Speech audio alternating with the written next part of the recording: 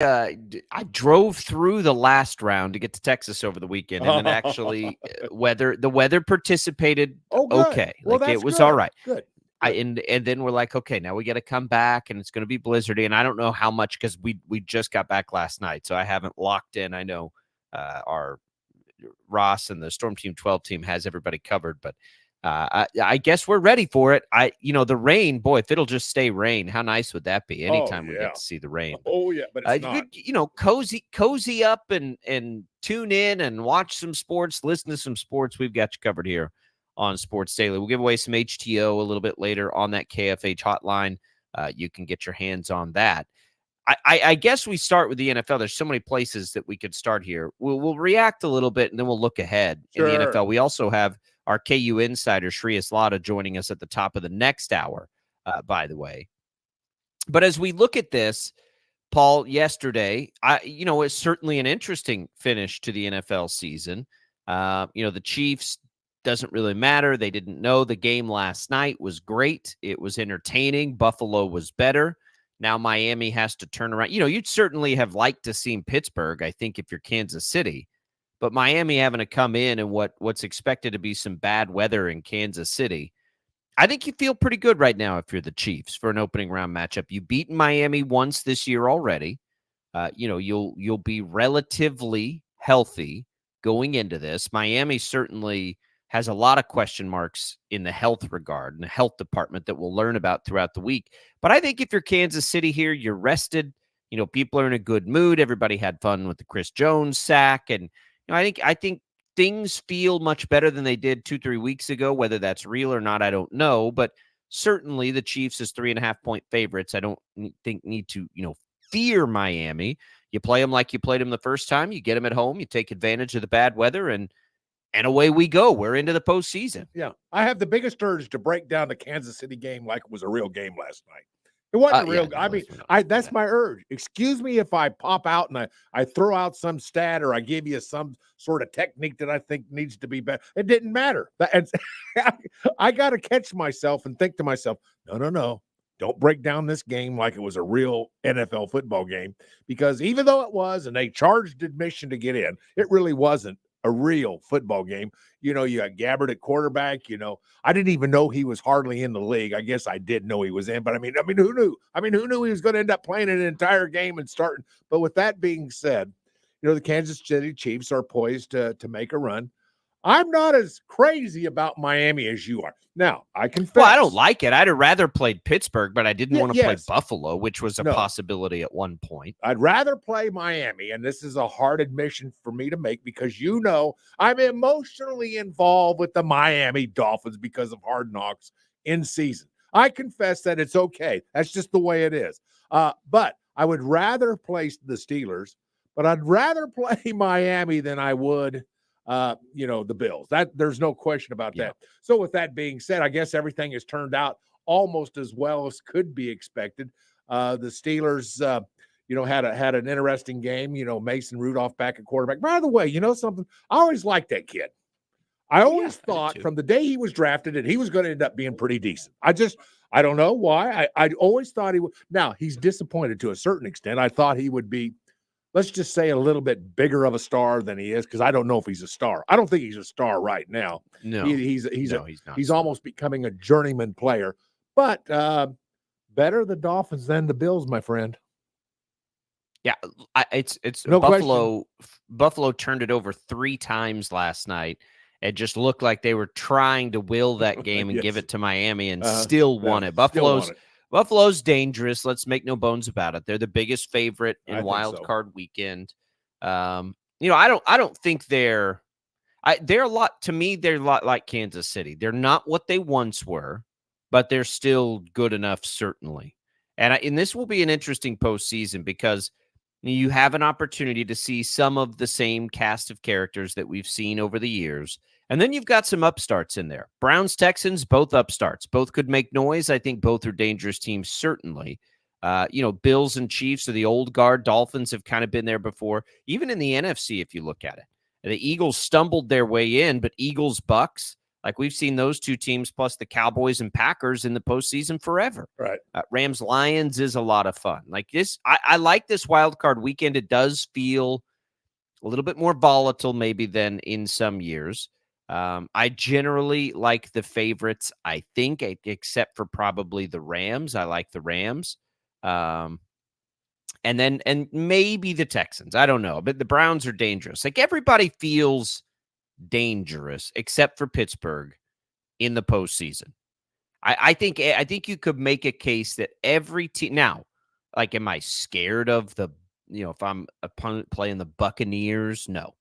But to some degree, I think outside of Pittsburgh, every team feels dangerous in a one-game scenario. If you're any team in football, even if you're San Francisco or Baltimore who get the buys, right, you play any of those other teams, and I think they could beat you. And that's not always the case, or at least per se. It doesn't feel that way going in. Like some years it feels like, okay, these are the teams. There's no doubt about it.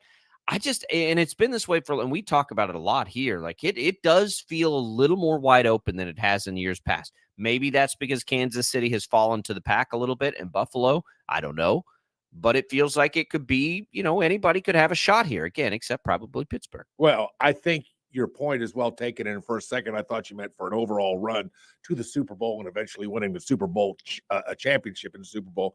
But come on now, the Eagles, they're playing horrible. They're stinking the place up. I mean, what are they? 1-6 in the last, 6-7 games? They're stinking the place up. The Buccaneers are not going to win. I mean, that game right there, Eagles and the Buccaneers, they ought to be darn glad they're playing each other because I don't know who's going to win that game. I guess we're going to probably pick it on Friday and do the best we can. Who's going to win that game? I don't know. I don't even know what the point spread. I'm not even sure who the favorite is. I don't know. But anyway, Philadelphia barely. That makes sense. They have a better overall record, and I get that. But boy, they have stunk up the last 5-6 games. I mean, they're not the same team in the second half of the season that they were in the first half of the season. There's no question about that. But there's a lot of really good, interesting matchups, and the Packers and the Cowboys. With the tie with the head coach for the Cowboys. By the way, McCarthy was asked in a press conference yesterday. I just happened to catch this. He was asked a question. What's it like facing your team? And he calmly said, well, they're not my team. This is my team, pointing to the Dallas Cowboys.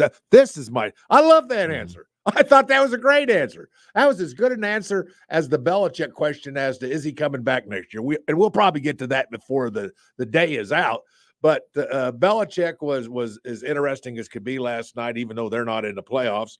It's still kind of an interesting story. But anyway, with that being said, the game that obviously I'm still really interested in, I think will be the best game of the wild card, is the Chiefs and the Dolphins. I mean, how could you not like these two teams? That the personnel they have, the overall speed. You've got one of the most dynamic quarterbacks in the NFL with Patrick Mahomes. Hello, surprise. I know that's surprising everybody. But, the Browns and Texans, you can take it. The Steelers, the Bills. No, we think the Bills are going to win. We think I got to see that spread. I may take the Steelers. It's 9.5. Oh, see, baby, I'm telling you right now. That makes me think. The biggest of the weekend. It gives me pause. I'm telling you, Jacob, gives me pause. I may take the Steelers. I'll let you know later.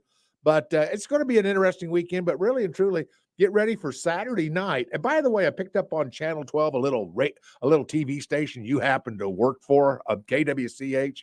I picked up. They had mentioned that you can only get to Kansas City game on Peacock. I was not aware of it. It's just ridiculous. Yeah, it's is that. Am I catching that right? Am I getting that right? Let's get to that. Let's get to that. Okay, please explain. All right, NFL. Yeah. You want to put some regular season games on streaming services that nobody has. Okay. You cannot put a playoff game on Peacock. Nobody has Peacock. Nobody has that. I mean, not very many people do. Like, what are we doing? This is a playoff game. It's your most, quite frankly, high-profile playoff game that you have. It's Hill versus the Chiefs. It's Mahomes. It's Kelsey. It's Taylor Swift. It's all these things. You're going to put the Chiefs on Peacock on Saturday night? Like, I'm sorry. Like, that is you shouldn't be putting any playoff games on networks where people can't see it. if these streaming services want to bid up and prop up their networks, go for it. All for it. Fine. Amazon wants to put a Thursday night football game on. Great. You can't put a playoff game on a streaming service nobody has. Right. Come on. And like for one game, like Paul, we do this for a living. Would you buy Peacock to watch this one game? Well, I was going to ask Jad, our great, program director for this particular show. Jad, do you have to, is Peacock free? Can you just log on and get into the third party app? But can you, or are they going to require us to buy something with Peacock? What is it? Do we pay for it, Jad? I don't know. I'm actually going to have to look it up. Okay, please check. They do not have, from what I can tell, a free trial. Oh, did not know. No, So, it's not about free trial. There are entire shows on Peacock that you can view without paying for the service. Okay, you can just download it, and you can watch it for free with ads. Now, what about this football game? Do we know? I'm looking it up right now. Okay, Jad is efforting that. We got to know because we're not sure, Jacob, as my understanding. I really don't know that much about it. So we'll find out because our listeners are all probably just like you and me wondering, hey, do I have to buy this service to get this game, or can I just log on, go into the app and as a third party? I think you've got to subscribe. I think you got to subscribe. Well, Jad's it's on $5.99. It's $5.99 a month. And Jad, you correct me if I'm wrong on this. It's about $6 a month, and you can cancel anytime. They're going to get subscriptions out of this. From Peacock's perspective, Peacock's perspective, I totally get it. But from the NFL's, like, what on earth are you doing? Like, you're suppressing your viewership. And I know that, what sucks about it is, like, in Kansas City, the direct metro area, I believe they're going to have a chance still to watch that locally. But that doesn't extend to us, just as big a part of Chiefs Kingdom, from what I know. It's just a silly thing to do in the postseason. I did figure it out. I did get an answer on that. It does look like it was part of the subscription only part of Peacock. So you couldn't watch it for free with ads as you can a lot of the stuff that is on Peacock. This was specifically for their subscriber only. Well, Peacock is tied to a network that carries the NFL. That's the other part that bothers me. Like, Amazon's trying to do, like, NBC is Peacock. Like, just put the game on NBC.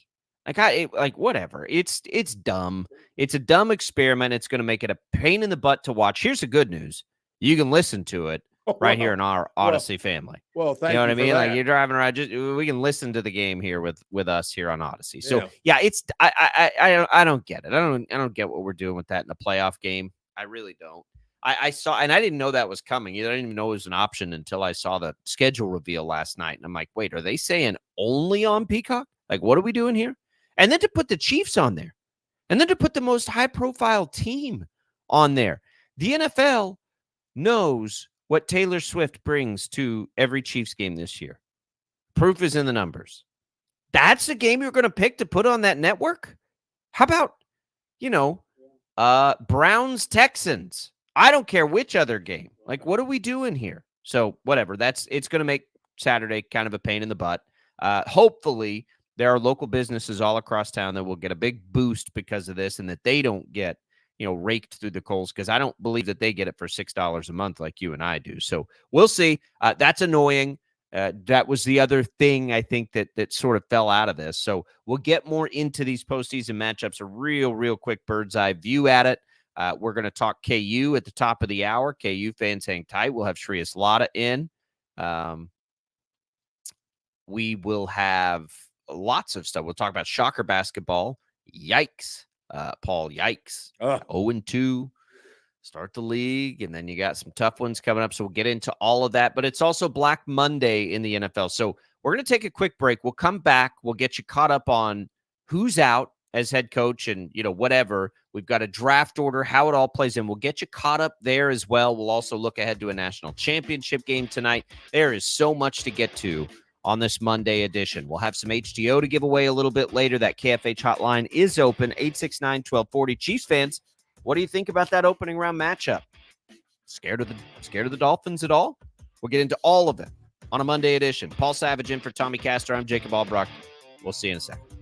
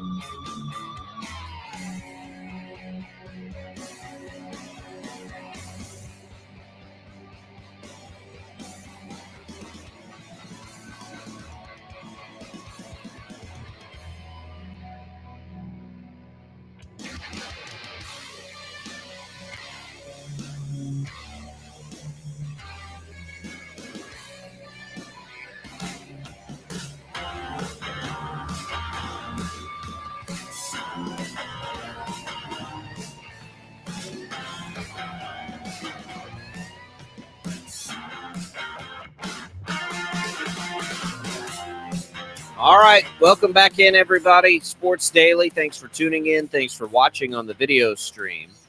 Jacob Albracht, Paul Savage here. You can leave your comments there. Andrew chiming in a little bit on Peacock. We'll get to more of that. He wanted to hear Tommy get mad about Peacock. Tommy is mad about Peacock. He's firing off text to me last night. We're all mad about it. It doesn't make any sense. JB chiming in on KU. We'll get to that in just a little bit. Shri Aslada joining us at the top of the hour. We'll talk about the ending to that game. A little controversy there, but KU gets it done in their opener. K-State gets it done in their opener. Wichita State is struggling right now. We'll get into that as well in hour number 2, and a national championship football game to talk about tonight as well. So let's talk about Black Monday, though, Paul, because it's happening as we speak. We saw Arthur Smith go down late last night. We see Ron Rivera this morning. Carolina has fired an executive. Their GM, they'd already fired their head coach.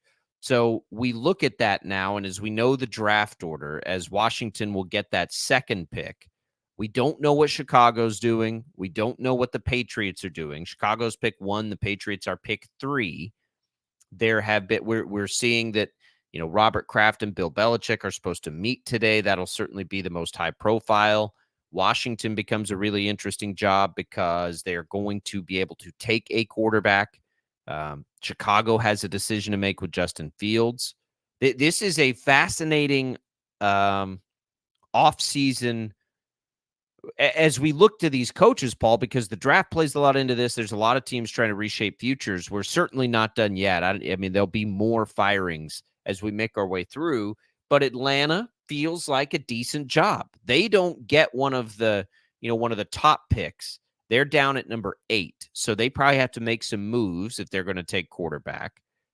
So that's an interesting job. But Washington sits there at number 2. They're going to be in a position to take one of these quarterbacks. There have been a lot of people trying to tie Bill Belichick to Washington. I've thought that makes some sense. But, this domino effect will be really interesting, Paul, as we're in what's considered a pretty good quarterback class with teams going to make a change at the top that can kind of use quarterbacks. It sort of lines up this year.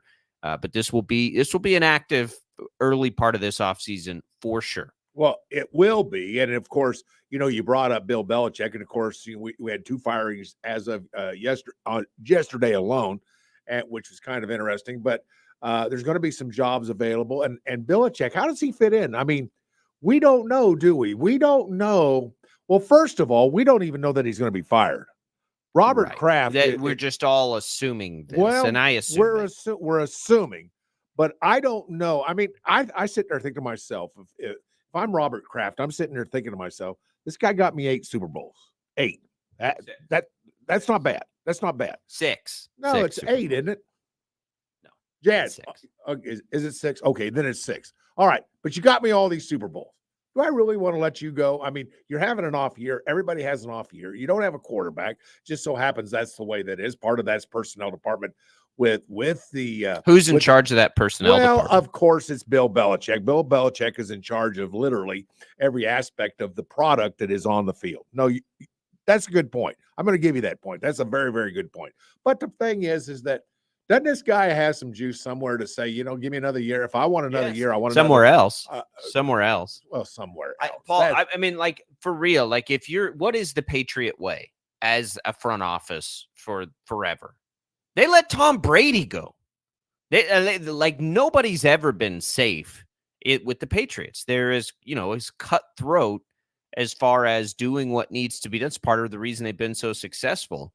So knowing that, what part of this Belichick run post Brady gives you any hope that he's the long-term, fit there?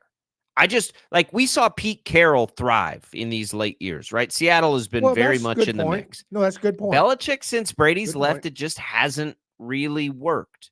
And so, bringing in Matt Patricia, a defensive coach, to try and coach the offense, and Bill O'Brien, who I'm not sure there's a person on the planet who has a nice thing to say about him, apparently. Like all of these things that Belichick just keeps trying to run back out there, it's not working in New England. Now, can it work somewhere else?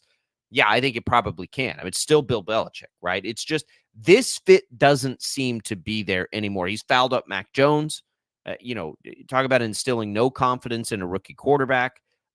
I just don't know that if I've got to start over and I've got an early pick here, I don't think that I want Belichick running it if I'm Kraft and I'm thinking about the long term, right? There are other places where Belichick might be able to step in and be great in the short term, but the Patriots aren't thinking about the short term anymore. Right. Like they're long term, and I just don't. I don't see it as quite a fit anymore. And I think Belichick's great, by the way. I just don't think this is the right spot for him anymore. Well, he certainly has my respect, and it's obvious he has your respect. Sure. And he should, for guys' sakes. What are we talking about?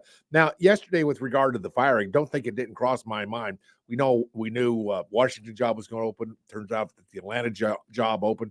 And I was sitting there thinking, when all this was going down, my first thought was, dang, between those two jobs right there, Belichick, I think that might be a match made in heaven at Atlanta. And Atlanta, that's not a bad football team. That's still a fairly physical football team. No, they were in the mix. They were in the mix. We'll put it that way. They didn't make the playoffs, and I don't think they were 500. I don't have their numbers right in front of me, but that's not all that bad a football team. That team is just a little bit away from being a decent, good, competitive football team, competing for a division title. They're not that far away. And we now know that, you can lose nearly half your games and still win a division. Hello, Buccaneers. So we know that that's even possible. The NFL is so even across the board from the top to the bottom, other than maybe the Panthers. But it's such an even and literally, as they've always said, we've been saying this since you and I were in elementary school, any NFL team can beat any other NFL team on any given day. Top to the bottom, it doesn't matter. Best to the worst. The worst team can beat the best team on any day of the week when it comes to the NFL, and we understand that. You're just a stone's throw away from being in the Super Bowl if you're Atlanta, and maybe Belichick is that one guy. And didn't you get a kick? By the way, while we're on Belichick, if you don't mind, if you watched any, I like watching Belichick's press conferences because he doesn't say anything, and he doesn't say anything in such an artful way. So how many times was he asked yesterday? I bet he was asked 4 times in a row, are you going to be with the Patriots? And he says, well, I'm on to my meeting with Robert Kraft. Okay, but it looks like they may. Well, I'm on to my meeting but that'd be just like in season. Have you ever noticed with Bill Belichick when he does a press conference, what does he ever say? What does he ever say? Except he never says anything. He says, I'm trying to figure out what the next team. I'm on to the next team. Whatever that. I'm on to Kansas City. I'm on to the best. If he's gone, what's the best spot? Because the Chargers that's an opening where you're walking into Justin Herbert. I don't know. Yeah. There are a lot of fascinating things about this coaching cycle. He will be at the top of the list if he is indeed done in New England, which I assume he will be. So, he is the first one. Eric Bieniemy is an interesting domino. Washington didn't get, better. They were pretty much the same offensively as they were before Bieniemy. I think Bieniemy's biggest thing in his plus column is what has happened to the Chiefs in his absence. So we'll be curious to see if he gets a job. There are good jobs though, Paul. Like there are a lot of the time when you walk into this, it's like the Panthers, right? Like your team's terrible. Right. You just had an awful year. But right now, the jobs that are open, you've got the Chargers on that list. You've got the Falcons on that list. There are jobs that feel like they're close, right? Those teams are close. I think you're we'll right. see what happens with the Saints. But there are some. So it is a little bit different. I don't think I would put Belichick and Washington. That's what makes Washington interesting. Is Washington close? I don't know. I mean, they've been quarterback deficient for a while. They're going to have a chance to solve that to some degree this offseason. I think that there are, whether if Belichick ends up in Washington, that's fine. But I think the best fit for him is on a roster that's pretty good. And I would just take away player control, right? Like you can come coach, but you don't get to be an executive anymore. Oh, hold on. Do you think a man with the pride of a Bill Belichick? I don't know. Oh, you don't know. Well, I don't know. It'd be up to him. It'd be up to him. And by the way, you know, when you think about the Washington job, you think of the ownership. Well, this is pretty new ownership. I mean, Dan Snyder's gone. I mean, it hadn't been that long since Snyder's gone. Pretty new. It is brand new ownership. If you were a Bill Belichick, would you have questions? Would you think to yourself, well, just how much control, how much are they going to give? Let me do what I need to do. I mean, there's a lot of questions that we just don't know how Belichick, it is not with control over player personnel. No. Right, well, I'm not making no. How could you watch what's happened in New England and give him control over personnel? Like, there's no way. I think he's still a great coach, but I don't think I would want him having anything to do with that when we've seen what we've seen the past few years. Right. Could he come, could he go to Washington, bring in Josh McDaniels as his offensive coordinator? They draft a quarterback and work it. Fine. The other deal with Washington, though, Paul, and I know that keeps getting connected. Look at how the quarterback position has played out in New England. You know that Washington's going to take a quarterback. They have to.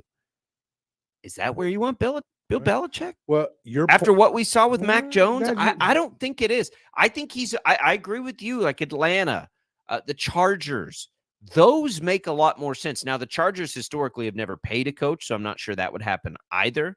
But Atlanta, okay. Like I could see that working out to some degree. They got a great young tight end there. They've got a great young running back there, some talented receivers. The defense, he steps in. Belichick clearly would make the defense better immediately.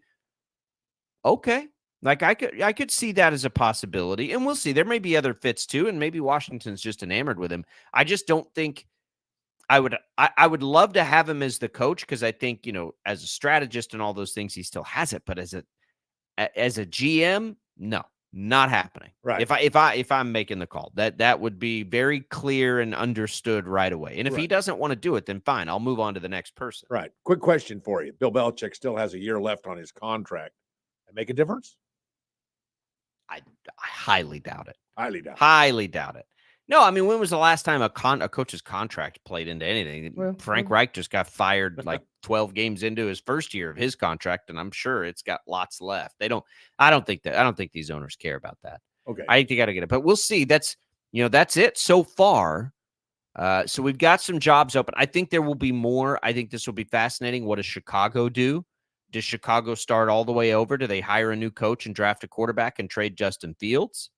If they traded Justin Fields, does Atlanta, who feels like they're close, step in? Justin Fields is, he's going to get a chance somewhere. When maybe it's with Chicago, who could just load up the roster around Justin Fields. Sure. I don't know. It'll be interesting. I think, we've had a lot of chatter of, Caleb Williams sort of falling. I think Caleb Williams is still going to be what we thought he was. By the time the draft process works itself out, we'll remember why Caleb Williams was not bad this year. His defense was terrible. USC's horrible. Defense was terrible. Caleb Williams wasn't bad. Like it was pretty good. Right. And he was better than some of these can't misses outside of probably Joe Burrow. Right. But, he had a better final year of college than a lot of the quarterbacks who've gone early. So I think everybody will fall back in love with him. If I had to guess, Chicago will trade Fields. Right. But their situation, obviously, and we got to know what they're doing at head coach too. They finished pretty strong. Do they just roll with? Because if they roll with Eberflus, you think they keep he and Fields together. If they decide to go with another quarterback, I think they would then make a change also at head coach. Right. So Chicago, Bill Belichick's the most high profile. To me, Chicago is for sure the most fascinating out of everything that will happen in this offseason. Yeah. And that's also all on the table for everybody. And Justin Fields isn't even sure. By the way, you brought him up. He's not sure what he's going to notice in a press conference after his game yesterday. He says, just in case, if I'm not here, I want everybody at Chicago to know I've enjoyed playing with him, all my teammates. So, he made that caveat. He didn't say I was gone, but he said just in case. Yeah. And I caught that, and I thought to myself, well, here's a young man he's not sure what's going to happen. He doesn't know, and he's right in the middle of it, and he doesn't know, just in case. Well, that made a lot of sense to me, because I don't think you can assume that Justin Fields is traded. I don't know that you can assume he's gone. I just don't think you can assume that. He may end up staying, and that's what he said. So I don't know that I would want to trade him. I would have some investment in the young man. If I was Chicago, I think I might just stay with him and play the guy and see how this whole thing turns out. But on the other hand, he may not have more value than he does at this very moment. That's a real possibility, by the way, Jacob. He might be as valuable as he is at this very moment. Yeah, we'll see. I don't know what will happen there, but it's all fascinating. And of course, we'll keep you up to date with any changes that happen over the next couple hours. And if anybody else is fired, when we come back, we've got basketball talk at the top of the hour. Shreya Zlata coming, our KU insider. Let's continue on a football trend here. Paul, talk a little bit about this national championship tonight. Beautiful. Washington, Michigan. We'll get into that. We'll take your calls on the KFH hotline, 869-1240. Speaking of that hotline, let's give away some HTO, Jad. We've got some HTO Brewhouse coffee. You can get it iced, hot, however you like it. All the fancy espresso drinks. I just drink the black coffee. It's all good for you. You can get a couple of free ones on us. These are good for the East HTO location here in Wichita, the location in Derby as well. Good luck, everybody. First caller to the IHOP hotline. Get a couple of free coffees on us here at Sports Daily. 869-1240. We'll come back. National championship game tonight. What do we think? We'll have it next.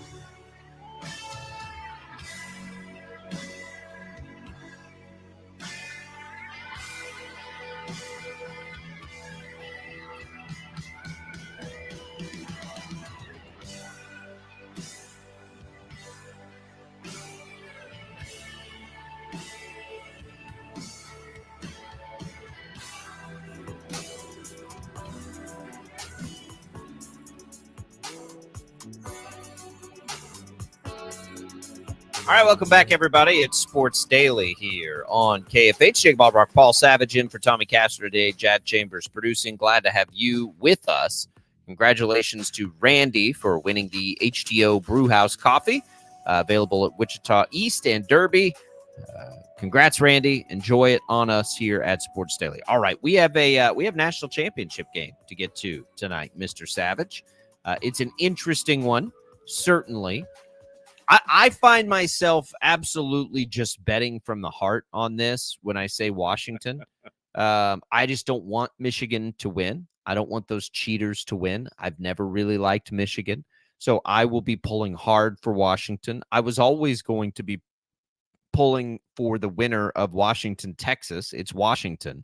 So here we go. The line is moved even further. They're now 5-point dogs to Michigan. I get it. I think that we all always fall in love with the offense, Paul. I think we always all want the great quarterback and want these things. Often, though, we do see defenses shine through. Michigan hasn't seen an offense like this year. There's a decent chance Washington hasn't seen a defense like this either this year.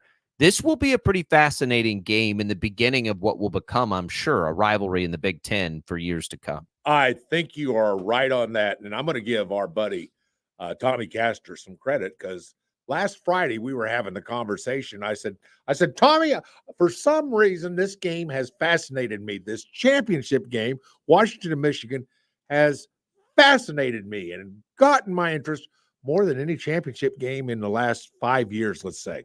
You know, the last 5 years have been, they're okay. I'm paying attention. But, man, it didn't have me wrapped up, ready to watch, ready to go, you know, wanting to see this thing and study it a little bit and break it down a little. I said, this game's really fascinating. Tommy made a comment. He says, that's because for the first time in a long time, there's no SEC team involved in this championship. I thought to myself, man, that was really good insight. Maybe that's why I look at this championship again. We got a Big Ten. But in essence, I guess we have two Big Ten teams, if you want to look at it that way.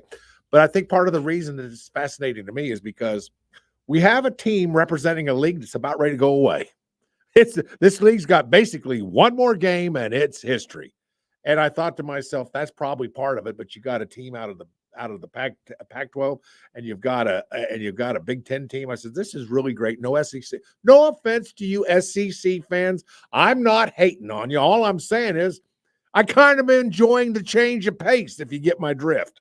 And so with that being said, this game has fascinated me more than any game in, let's say, the last 5 years. Well, the last time we had one in the CFP was the first year of the CFP in 2014. So we haven't had one since then. 9 years. We haven't had an SEC team in there. Yeah. That was the year Ohio State beat Oregon. It was also Big Ten, Pac-12. Right.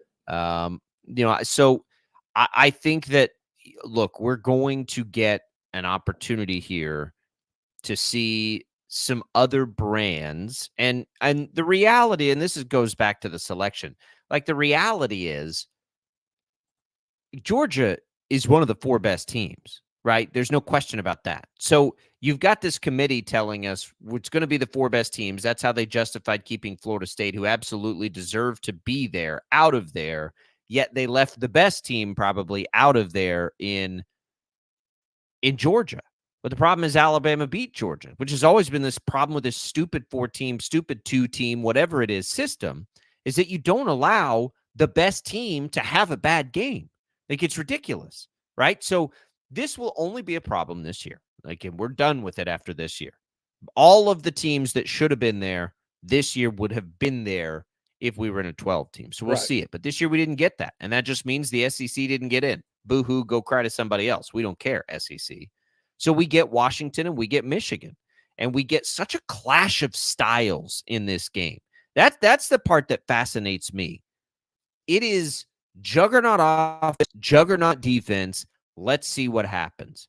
I think probably, Washington is probably better defensively than we give them credit for. Michigan's certainly better offensively than we give them credit for. I understand why Michigan's favored.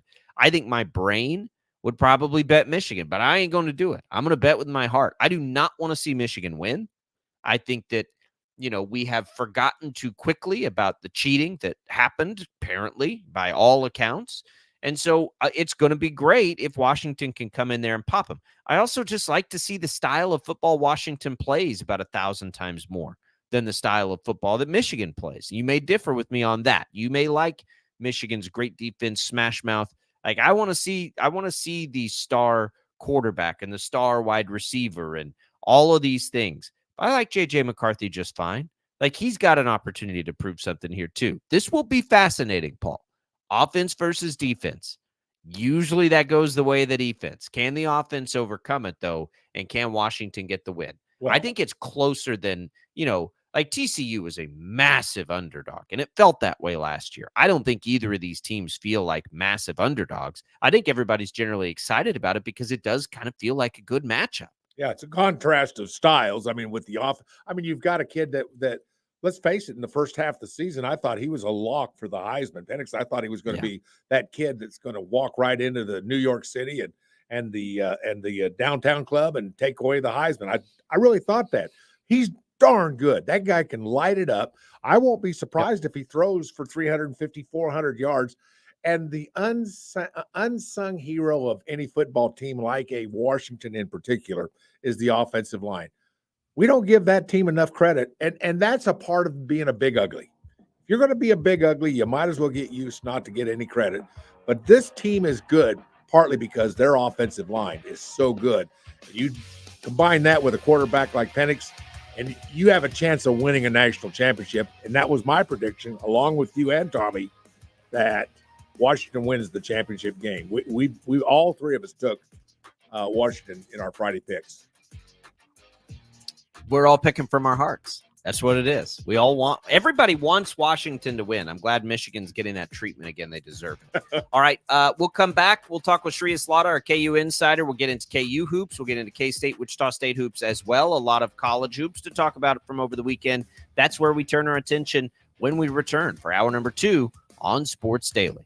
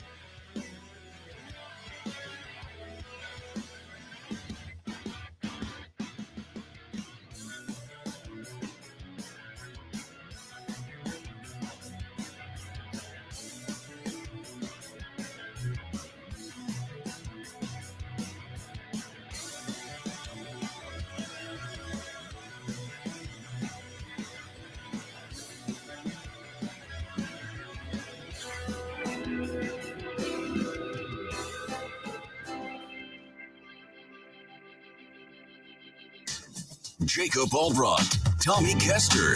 This is Sports Daily on Wichita's #1 sports radio, 97.5 and 1240 KFH. It's that time, Sports Daily, getting all the inside information on the Kansas Jayhawks. Let's go now to the KU football and basketball beat writer from the Kansas City Star, Shreyas Laddha. All right, and we welcome back into Sports Daily with a little college hoops talk. Shreyas Laddha joining us. Glad to be here again with you, Shreyas. Welcome in. Happy New Year. A win to open conference play for KU over TCU. How are you? Good. How are you guys?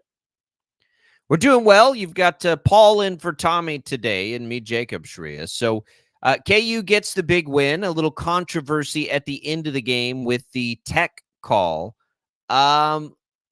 I think even KU fans thought that was a tough call against TCU. What did you think of it? I think initially I thought it was a soft call, but the more I watched it, it's a textbook flagrant. Obviously it wasn't intentional, but I mean, he hit him on basically in his ear, face spot, really.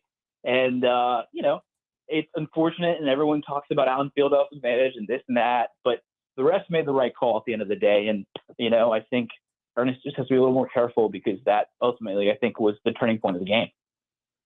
Well, there's no question that was a big game and a big win, and TCU is a darn good basketball team. And that makes me think to myself, how many teams in this Big 12 do you think, let's not include the University of Kansas, but how many teams in the Big 12 do you think could win the outright Big 12 conference championship? I think there's maybe 3 or 4. Houston and Kansas are my 2 favorites to win the Big 12 championship. Texas is there, not too far. A couple others, but really I think this is a 2-team race between Kansas and Houston. I think that's going to be really interesting to see how that plays out as we delve deeper into conference play. Shreyas, TCU is good. We know the league is good, like really good. This is a fun exercise early on, and we do this a lot during over the year. Like, how many losses do you think will win the Big 12? Yeah. What is the number of losses that the Big 12 regular season winner will have? Oh, that's tough. I'd probably say less than like 13, 14. I got to remember how many did Kansas have last year when they won it. I'd probably say 1 or 2 less than that. I think this league is so stacked, and it's going to be a gauntlet for whoever comes out and wins it. And, ideally it prepares you for March and really Big 12 tournament time as well. When you look at the University of Kansas, of course, it all starts with inside the paint with the Kansas Jayhawks and extends out from there. Right now, what is the one aspect of this basketball team that you think needs to improve? I know there's a lot of good things to be said about the University of Kansas, but what's the one aspect of the KU game right now that you would like to see get a little better? I think their 3-point shooting rate should be higher. They don't shoot a lot of threes. It's the lowest ever in the Bill Self era. It definitely needs to get better. They got to have more shooters out there, just period. I think even in this TCU game, they didn't have a ton of 3-pointers made. I think that's the one thing that concerns me, that like Kansas just doesn't have the 3-point shooting that they need to win a national title. But I think other than that, for the most part, they're done pretty well. Bench depth is another thing. Having guys that can score outside of the big 3 of KJ, Kevin, and Hunter Dickinson is another thing. But I think the 3-point shooting rate is the thing that is the biggest concern for me, just looking at this team. I mean, that's not going to get better either, is it? Like, there's nothing that would make us think all of a sudden this team is going to become a good 3-point shooting team. That's not usually something that happens. So what do you do? I think it's just an internal development thing. You hope a guy like Nick Timberlake makes a couple more threes when he does play. You hope Johnny Furphy and Jamar McDowell maybe can add 1 or 2 off the bench. I think that's the only way, right? And just get more open threes to take those threes and just kind of fire away. You can't play one-dimensional and just play the offense through those 3 guys that I mentioned earlier. the entire time. Otherwise, it makes KU a lot easier to beat, especially because, if DeJuan is not willing to be aggressive and willing to take threes and willing to take it to the rim, you're essentially having a guy, two non-shooters on the floor. And if your best shooter is Hunter Dickinson, and Marco has been up and down, I think he's still figuring out his role. It puts a lot of pressure on Kevin, Hunter, and KJ to score points. But I think ultimately, just going back to the three-point issue, I think you just need some internal development, and you need guys like DeJuan to fire away from deep. You made a comment earlier in this show with regards to you thought there were three teams that you thought would compete for the championship. Obviously, KU and Houston are two of those teams. Is one of those teams Oklahoma, or is it Baylor? Which one of those teams? Obviously, one of those teams you think is the team that's going to compete. Is it Oklahoma? Because that's an interesting story if it is. I think it's Baylor. I think okay. I need to see a little more from Oklahoma. Their strength of schedule hasn't been quite amazing, but yeah, I think it's Baylor. All right, Shreyas Lotta, our KU insider. You can find his work at the KC Star. I'm curious on the roster here. So when the season started, I loved Kansas, still do, but loved them because they, 80% of their starting lineup had so much experience, was, each player between Dickinson and Adams and McCullough and Harris had the potential to be all conference type players. And then it was like, and then whatever else they get as a bonus, but they're not getting much else. Right now it is just kind of those four guys. If there is another player who's going to step up and become more as, the fifth option here, who is it? And do you think it'll even happen? It's probably going to be Marco Jackson, right? He's got the highest ceiling out of any of the freshmen. I think he has a higher ceiling than a guy like Nick Timberlake. Will it happen? I have no idea, to be honest with you. I think it's going to happen. Maybe they'll have some games where he has some nice scoring opportunities and stuff like that. But it's clear that as a freshman, he's differential to the older guys, and that's fine. But he needs to be a little bit more aggressive on the fast break where he's so deadly. And I think, he, like him getting to his ceiling, a guy that was a projected, lottery pick, NBA lottery pick coming in this year, would be much more beneficial for Kansas than I think anyone else hitting their ceiling off the bench. Maybe you could argue Nick Timberlake three-point shooting would be really important, but I think Marco just would make this starting lineup, which is pretty dang good already, dynamite, really. And he would be able to probably anchor some bench units if he could be the ball handler, when DeJuan is subbed out. When you look at Hunter Dickinson, I know we talk about him all the time. That's a big body, a 7'1", 7'2". I mean, the guy has an NBA body. When you talk to scouts, and I'm curious about what scouts say, not what other analysts say, but when NBA scouts are watching Hunter Dickinson, what are they saying to you about him? Well, I think the kind of consensus is he's, a really good college basketball player, right? He does a lot really well in college basketball, but the big concerns are, does he move well laterally on defense? Can he keep up his three-point shooting at a higher uptick? We saw 2 years ago, Luka Garza, who I think is a little less mobile than Hunter was. I mean, he was the national, college basketball player of the year a couple of years ago, and he's a guy who's basically in like AAA right now, like in the G League, where he's good in the G League, but he just doesn't quite have the NBA talent.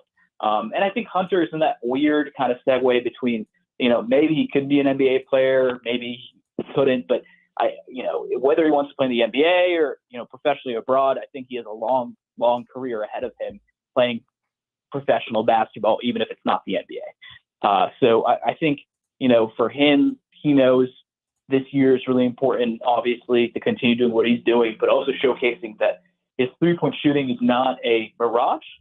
And, to showcase that he can play defense up to the caliber of standards that the NBA needs him to play. Up next for the Jayhawks is UCF. It is a road game, but we just watched K-State smash UCF. So what do we any concern about the first road test in the Big 12? That seems like a silly statement. I think there's always concern about Big 12 road games, but this one in particular, UCF had raised some eyebrows, and then K-State does that in the opener. What do you see out of the Knights? Yeah, I mean, I don't think there's a ton of concern there. Obviously, like you said, Big 12 road game is always tough, but I mean, Kansas should be fine. They've had a road game at Indiana. They played some other guy, they're like Kentucky in the Champions Classic. I'm not really concerned about Kansas and UCF in that matter. And I think, it'll be a good, nice opening test for them on the road against UCF, because I'm sure they're trying to bounce back after a tough loss to Kansas State. I've got to ask. All right, Trias. Oh, go ahead, Paul. Well, just one real quick question. I find it fascinating that University of Kansas and Houston play the last regular season game, and that game happens to be at the University of at the University of Houston. Is that game going to be for a Big 12 championship? I'm just asking. I'm wondering. Is that the championship game? I think it very much could be. It could be. Yep. Last year we saw it come down to the wire against Texas, I think up to like the game or two before. So it very much could be the thing that determines who wins the Big 12 championship. Got it. All right, Trias, we can find your work at the KC Star. We can follow you on social media at SHRE98. We appreciate it. We're into the thick of things. Here we go. The Big 12 looks like it's going to be wild, and KU gets started with a bang, and we'll just keep plugging away.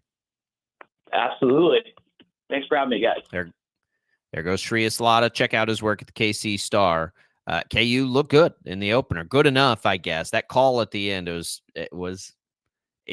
a tough call against TCU. I think right. I agree. It's the right call, but man, that is a tough call. If you're TCU and you thought you were going to walk into Allen Fieldhouse and get a win, and boy, it looked like they were going to there for a minute. But we'll have more on that as we make our way into that next game on Wednesday against UCF. When we come back, let's spend some time with the Shockers, Paul. It is not a good start to the conference season, and I think we're beginning to get, some indication of a little unease here. So we'll get into that here on Sports Daily. It's Albracht and Savage. It is a Monday. We'll be right back.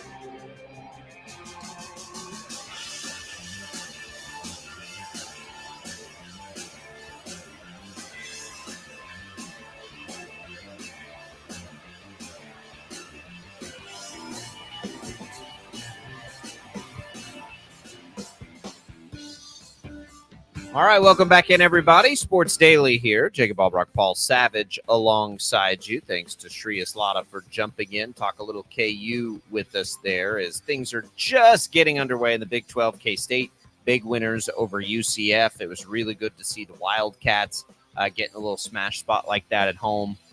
So we will continue, of course, to talk college basketball as we make our way through. KU plays a midweek. K-State plays tomorrow night on the road at West Virginia.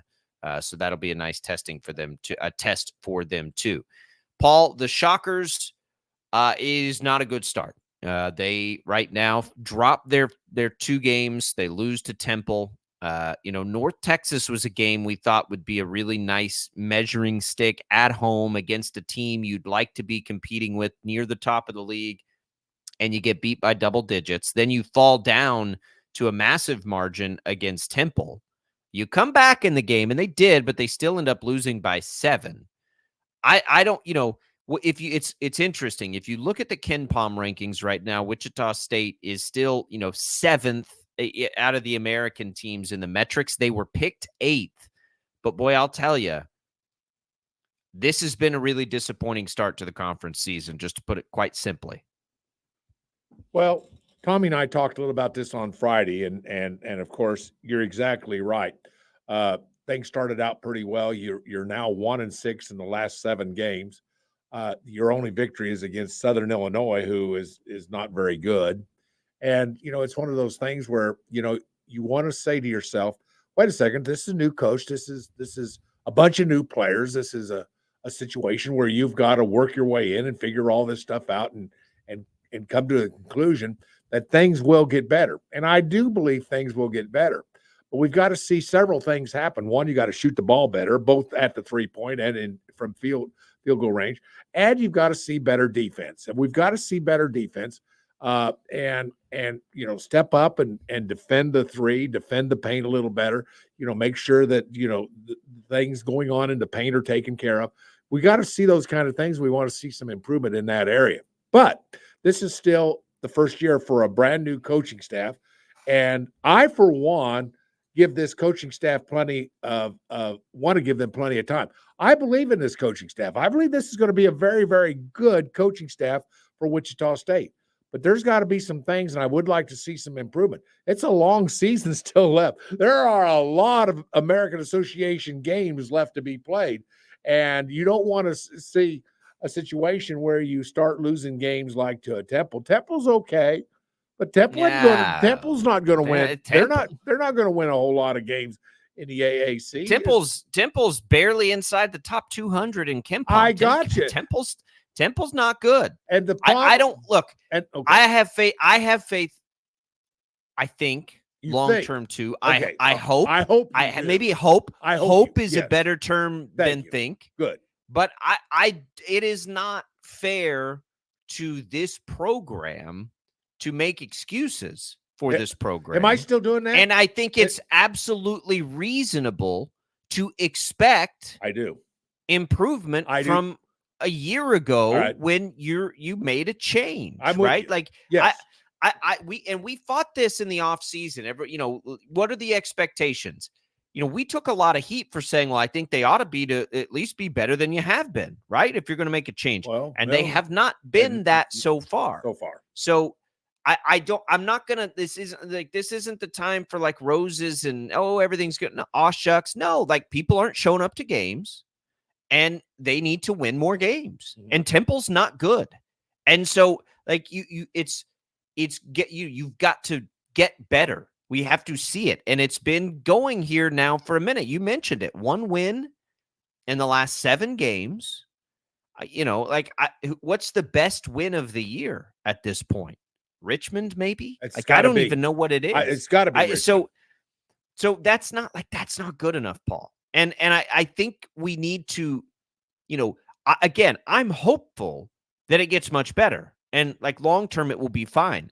But when I hear from and talk to people all the time, and people have concern and people are disinterested right now. And that you don't want that. And winning is the only thing that will cure that. So I don't want to just ignore the fact that the team is not playing well. I don't want to like put rose-colored glasses on and say, oh, everything's going to be okay. It's not right now. And right now the team doesn't look good. And right now the team's got a lot of work to do. And, we were hopeful when you saw the return of, DeGray and Cortez, who couldn't get on the court earlier in the year. Cortez played less minutes really than he's played. Like,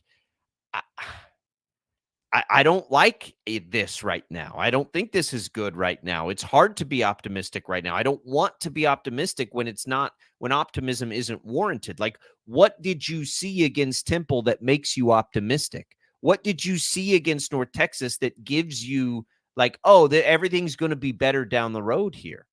Because I didn't see anything. Well, there were some deficits that were overcome. That there was still fight. Yeah, but you still got to the deficit. But you ended up giving up another deficit. Yes, I'm with you on that. All right. I'm going to put the coaching hat on you for just a second, Jacob. And here's what I'm going to ask you of you that you got to concentrate on something for Wichita State to get better. Wichita State needs to score. I think you will admit and agree with me that 70 points seems to be a good basis right now for this team. You score 70 points, you're going to be in some basketball games. You can't be in this 50 stuff. You can't be in the low 60 stuff. You've got to get to 70 to have a chance at winning some basketball games, at least offensively. Or you've got to hold the other team under 60. Let's use that number. Where would you concentrate at this point? What would make this team better? Pick one or the other. I mean, obviously, to get better at both would be really good. But where would you concentrate? Because I think I know where I would concentrate. Would it be offense or would it be on defense? For me, it would be defense. I would say, okay. You only allowed 68 points to Temple. You allowed 70. So it's not like they're a bad defensive team. And, what's disappointing is, the offense is what everyone thought was going to get better. Adjusted offense, they're 202nd in the country right now. I was going to say, just to put that in perspective, their defense is 92nd, which is certainly not good, but it's much better than the offense has been. The offensive has been objectively bad, and that was the reason I think for a lot of people they wanted to see a change in coaching staffs because the offense was never catching up in the past 3 years. So look, again, I'm hopeful because I don't know what else to be, right? There obviously has not been enough time to come up with like definitives in any way, but I'm not going to sit here and not point out the fact that this has been really disappointing lately. I'm not going to ignore that because it has been. This has been really disappointing lately. And there is almost no buzz right now around Schockerman's basketball, and that's a problem, Paul. Right. And there is no buzz. I mean, anywhere you go, and you and I run in these circles, and it's not a big buzz. But I come back to defense because, sometimes, shooting is sometimes sort of mental, as we know. We've seen great shooters go on stretches where they can't drop one, and we've seen that happen. We've seen it happen more than once in the last few years with Wichita State.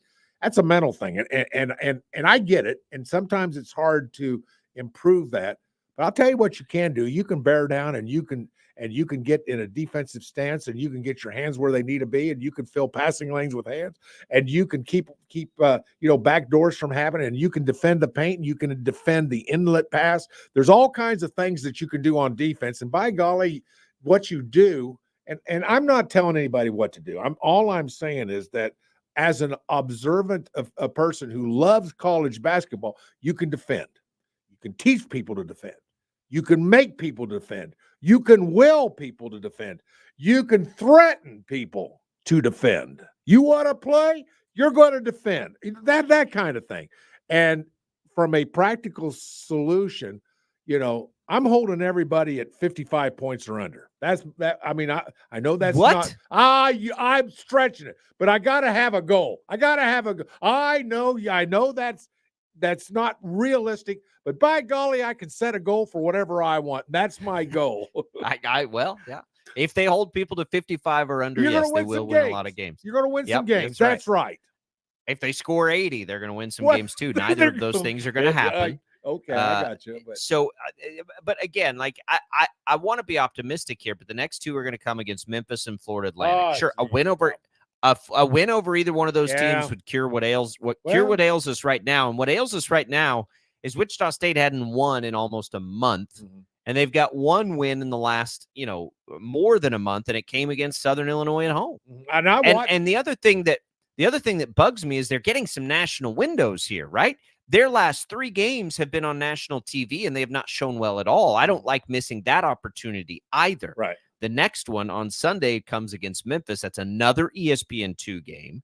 Florida Atlantic will be an ESPN main network game. So you're going to have this stretch, right, of 6 straight, I believe it is, or 5 games that will be on national TV, and you're going to lose all of them. And like that stuff matters, and you want to show out big there, and you want the arena to look full when you're playing any of those games at home.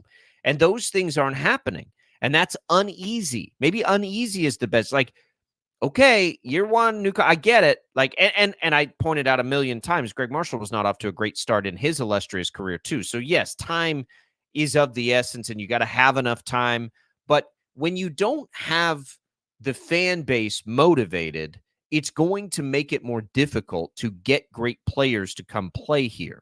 Now, they've done a pretty good job in that, but now we're not seeing it translate. So, I don't want to sugarcoat what we're seeing. And what we're seeing right now is not acceptable to the standard we expect.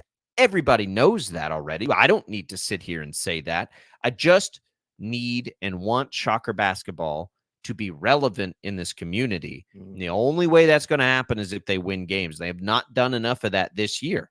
They have not been as good this year as they were in the last 2 or 3 years. And that has to be said. Like, we've got to see improvement. And right now it looks like a team that was picked 8th in the league might finish 8th in the league. That's not going to be good enough. Right. For fans. That's not going to get people to come out to games. It's just not. I don't know how I got off of it. I think it was yesterday while NFL football is going on. I was flipping around just a little bit, and all of a sudden there's SMU and Memphis. I'm gonna tell you right now, Memphis is damn good. They have some really they may be better. FAU lost. FAU had a bad loss already. They had a loss, but by the way, SMU, they're not bad either. They were playing, right there. They were right there, and at least I watched probably 10, 12 minutes of that game. It was just fascinating to watch the athletics. I'm thinking to myself, these are 2 good basketball teams, and I'm not sure that Wichita State. I don't want to. Wichita State's going to struggle with them. They're going to have to play as well as they're capable of playing if they want a shot at beating either one of those teams. And I'm including SMU. They're pretty darn athletic, but Memphis is they're Memphis. We know what kind of Memphis's wins have each been by 3 points. I'll say that at Tulsa and at home against SMU. Now, I do think SMU's good. Tulsa was picked 10th. So and they're not like, they've had a decent little start to their season, but decent's relative right now. It's hard to know until you get into conference play, but Tulsa is below Wichita State, at least in the Ken Palm. If Tulsa can keep it close at home, so can Wichita State. And that brings us back to this, Paul. All right. It has not been good by any way you slice it so far. All right. But it can feel a whole lot better if you have a good game against Memphis. You got a week to prepare for them. You get them at home. Memphis has owned Wichita State lately. It's a chance here to get people excited. Probably people will be excited for that game. You've got the Chiefs playing on Saturday. That's the best news probably for Wichita State, who will then play on Sunday. You'll still be up against the NFL playoffs, but at least the Chiefs don't play right at the same time as you do. That will help. That will. I think it'll probably be a good crowd, and it's time for this team to play their best game of the year. It's time for them to play their best game of the year. Well, that from your mouth to their ears, and maybe I should say from your mouth to their heart. The heart. Where's that heart? The heart that we know Shocker basketball has. They showed us heart. Look, they showed us heart against Temple. You come back, you get into it. Like, that's fine. I don't challenge any of that. Like, I only challenge the results. Like, the team, I like a lot of these players. I think Paul Mills is going to do a good job and, is trying to do these. It's just not translating. And that's not going to put butts in those seats. And they've got to get butts back in those seats because everything is like a snowball effect, Paul. You get butts back in the seats, you get people excited, you get boosters excited, you get donors excited, you get better players, and you have to build this momentum back, to what it was. I wasn't here before the greatness. I got here right in the middle of the greatness. So I hear, I don't know, horror stories is too dramatic, but I hear stories of the apathetic years and the way it was. And people talk about that stuff. And I just don't want that to ever come back. Right. I love when Shocker basketball is the hottest ticket in town and fun because everybody unites around it. And we just need to get it back. And this was the cautionary tale a long time ago. If you're going to make a change at coaching, do it again. And I know people were ready to move on, but you've got to, you've still got to get better. And right now we haven't seen it. Again, big opportunity though, with Memphis coming in. If you can play your best game of look, the Shockers' best game is good enough to beat Memphis at home. Let's just put that out there now, right? It just is. If we see Memphis win a couple of really tight games and do these things, the Shockers' best game is good. Memphis isn't that kind of team. Memphis isn't Kansas, right? Where you saw it and you're like, yeah, I don't even know if the best is going to be good enough here. Memphis isn't that. So the Shockers get a week to have their backs as firmly against the wall as they have at any point this season, right? This is where there are terms to use here that we probably can't say on radio, but this is the term. It's put up or shut up now. Like the challenge is easy to make. You guys, everybody knows it's not up to the standard right now. You can make a lot of people very happy. You can all feel like get a big win at home against a good team, and we'll see what happens. But, one win in the last 6 games is never going to be good enough for Wichita State basketball. So they got to get better. They got to get better. Yeah, that die is cast. And they're you come to Wichita State and you are going to be compared to some of those really good teams, whether it was back in the day of Ralph Miller or whether it was Greg Marshall. And there's been some good dynasties in between also with Smithson and some of those. I mean, we get it. This is a proud program. And the fact that there are a lot of empty seats, and golly, you just can't hide it on television. You see them and you just say, you got to do some things to get that back. Can it be done? Oh, absolutely. It can be done. You think this city is ready, willing, and able to really get behind a great Shocker basketball team? It's dying to, Jacob. It's ready. It's dying to. Let's go. Everybody wants it. You want it. I want it. Boy, it sure makes our job easier, doesn't it? Makes our job easier talking about. Makes it more fun. It does. It does make it more fun. I'll leave it at that. But we love talking about this stuff, particularly when it's the fun part of being a Shocker fan. And so, yeah, you're right. Is it going to happen? Well, we'll just see. I want to see at this point incremental improvement. I guess I'm wanting more of a miracle, more of a, here's what we're going to do. I don't want incremental improvement. I want a lot of improvement. You want to have a lot. I want this team. Well, I don't. What I don't right. want You're is right. You're right. I don't want a team that was picked 8th to finish 8th. I want a team that's, I'm not unreasonable in saying they need to win the league. They need to finish in the top half of the league. This is Wichita State. Okay. That's where it needs to be. Well, that's reasonable. The problem is you get, the schedule was always front loaded with Florida Atlantic and Memphis coming back to back. It's terribly disappointing that they're 0-2 going into those 2 games, but we can kind of forget about it if they can get a win in one of these 2 games. Right. So we'll see. Shocker fans, your number, if you want to vent, 869-1240 is the number on that KFH hotline. We're going to move forward. We'll have lots of time to talk about that Memphis game because, again, it's a week off before that game. That's the only maybe silver lining to it. Is you get a little time to prepare for it. When we come back, we'll catch you up on the latest in the NFL. Who's got jobs, who doesn't have jobs currently, all kinds of stuff happening as we're making our way through this Reaction Monday. We can get more into these playoff matchups, begin to sort of crack the surface on what we think in each game as we make our way through this Monday. It's Sports Daily. It's Albracht and Savage. We'll be right back.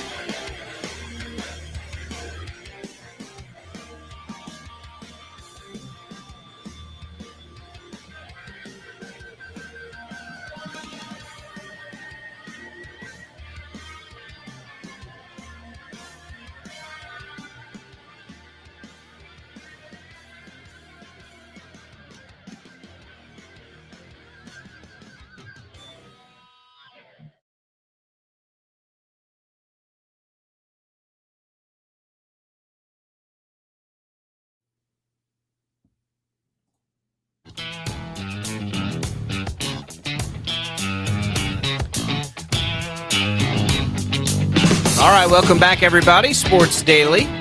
Patricia chimes in on our video stream here. Shocks need to play smarter and hustle more. Lazy and poor pass selection, no fight. We'll see. Backs are against the wall. We got to see how they respond. Patricia, appreciate the comment there. You can always leave your comments on our video stream, which you'll find on Facebook, on YouTube, and on Twitch. It's Albracht and Savage. It is Sports Daily here on KFH. Glad to be with you on the program today. All right, Paul. Let's look. By the way, you'll have the Paul Mills show at 7 o'clock tonight here on KFH. That should be a pretty interesting one. Terry Nooner, women's basketball coach, before that at 6 o'clock.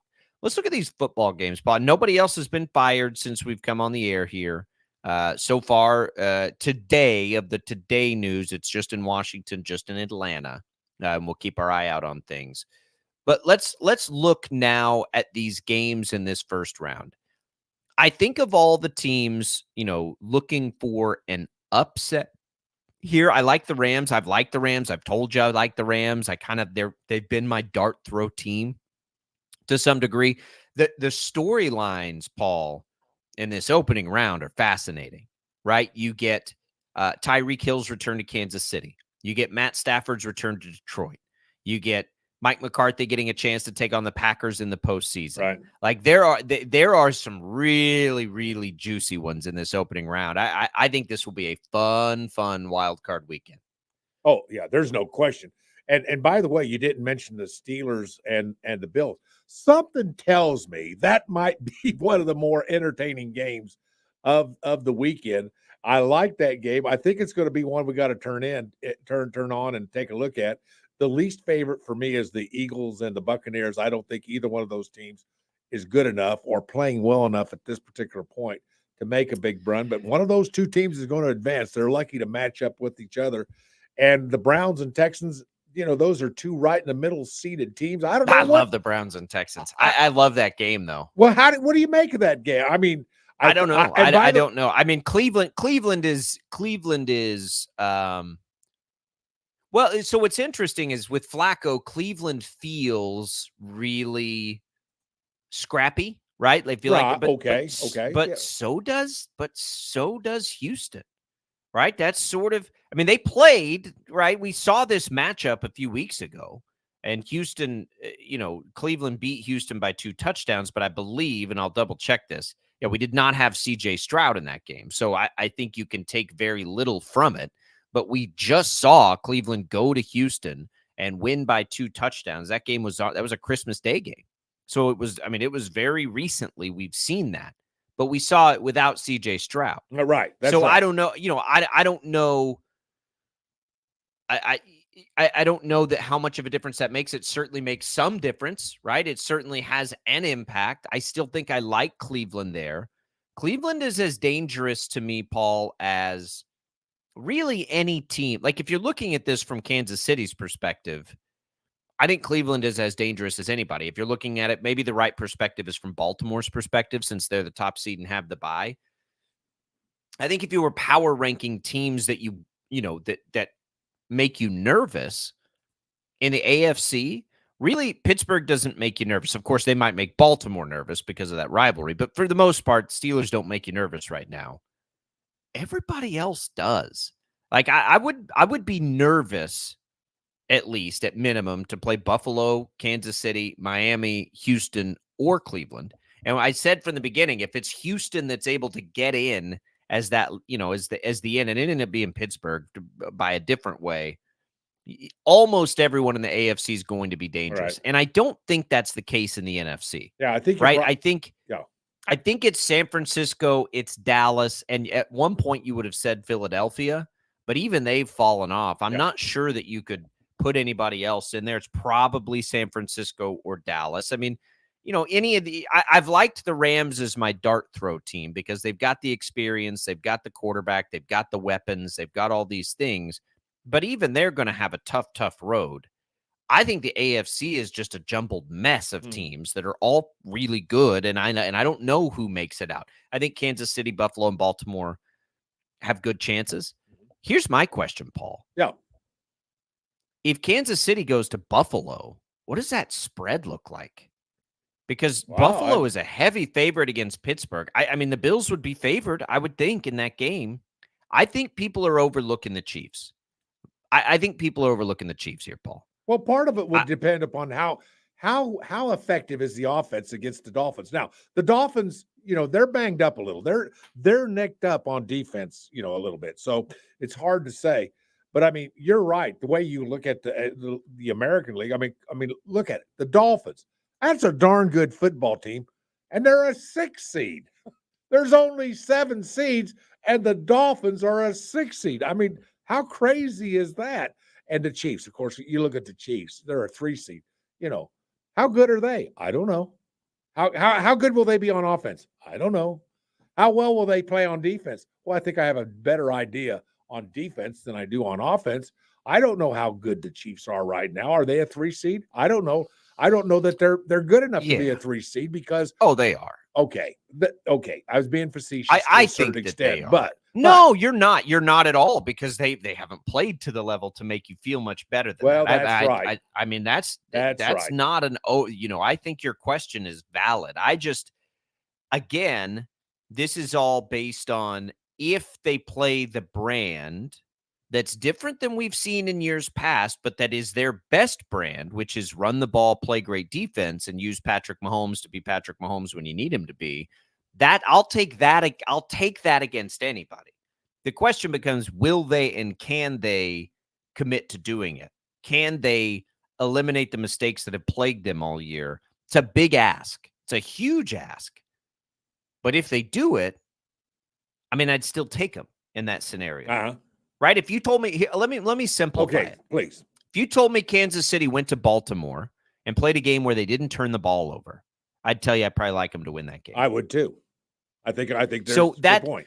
You know, that's where you look at it, and I'm not saying that's likely to happen, that they don't turn it over, because they've done that all year, right? They've turned it over, they've had killer penalties, all these things. But if you just tell me they go somewhere and don't turn it over, I'm not taking anybody over Kansas City in that scenario. That's huge. So that's what makes it pretty difficult, I think, to predict them. We saw Buffalo turn it over 3 times last night in key spots and still find a way to win. What does that say about Buffalo? They did that on the road, by the way, against Miami. So maybe Buffalo is the team we should fear. Or it's just Baltimore's that much better than everybody. And maybe they are. Right. But they got to prove it still. Right. Well, I still, as good as they've been, they have not been that in the postseason in the last, handful of years. They still have that to prove to us. We've seen Kansas City win in the postseason. We've seen, to some degree, Buffalo win some in the postseason. Baltimore's got to be able to win in the postseason. We do need to see this version of that team win there. And Lamar Jackson, that falls squarely on Lamar Jackson. But I still will.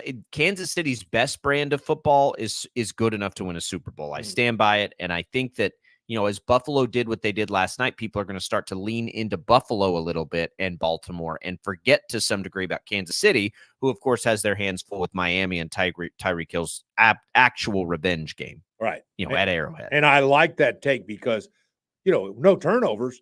You're taking away offensive opportunities from the other team. And all these teams we know, the teams that you are just referring to, all of them have the ability to light it up, don't they? All of them. So what do you want to do? You gotta keep possessions away from the other team. You control the football. By the way, you can't score if you don't have the football, correct? And so your point is really good. It could literally come down who has the least amount of turnovers. And particularly turnovers. I mean, the Bills had as big a turnover as ever I've seen with a punt. With special teams touchdowns and big plays. I mean, you got to take those away. You take those away, you win the football game, right? Big plays on special teams and turnovers, you win the game. I mean, in theory. In theory. Right? You got to actually play it, though. You got to play it. No, I agree, because I'm with you. I'm with you. Yeah, I just, it's not been there all year. Can it be? Maybe. What did you think of the Chris Jones, real quick? We didn't really talk about yesterday's game. Loved it. The excitement. It wasn't that fun? It wasn't even the money. You know what it was? It was the achievement. It was the achievement. It was the chase. It was the hunt. It was the hunt for that sack. That's what made it great. He got that sack. By the way, they were talking about taking him out. That's my understanding. He may have been taken out of the game after another series or two, not had a chance. He got that sack, and he came off like a kid. Like a kid just came out of a candy store, excited, thrilled. Everybody came over and hugged him and kissed him and said, "You owe me a dinner." And how that goes. And so it was fun. By golly, that's the way football's supposed to be played. You're supposed to have fun, and that was fun. It was fun. And the other thing, not to overthink it, but it also showed a united sideline. It did. Right? A united locker room. Right. Which I think for most of the time we would expect that. This year, though, it is good to see that because we have seen some infighting on the sidelines. We have seen frustration boil over. That was good to see, kind of like at the soul. Like, it's good to see everybody enjoying things that way. There's been a lot of times over the past month and a half where it hasn't seemed as much like they were enjoying themselves. Yeah, little things like that, you never know. You've been on sideline, you've been in locker. Little things like that sometimes can do strange things. They matter. Teams. That matters. And we'll see. Hopefully it matters big time because they're going to have their hands full in the opening round. I think most people were rooting for Miami so that they could get Pittsburgh. But the reality is they're going to have to beat all these teams anyway Right. on the way if they want to do That's it. right. It's just the way it's going to be. All right, we'll come back. We'll put a bow on it. We'll tell you what's on the network, what's on tap today as we make our way through this Monday on Sports Daily.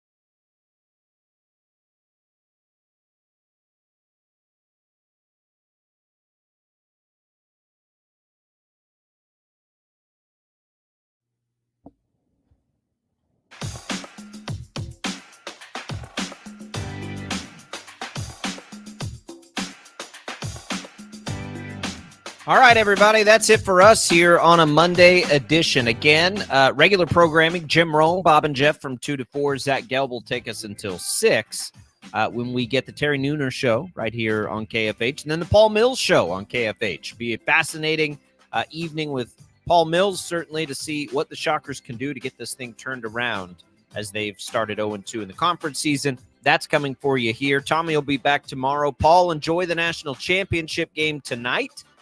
We'll be back tomorrow to break it all down. For Jad Chambers, Paul Savage, I'm Jacob Albracht. See you then.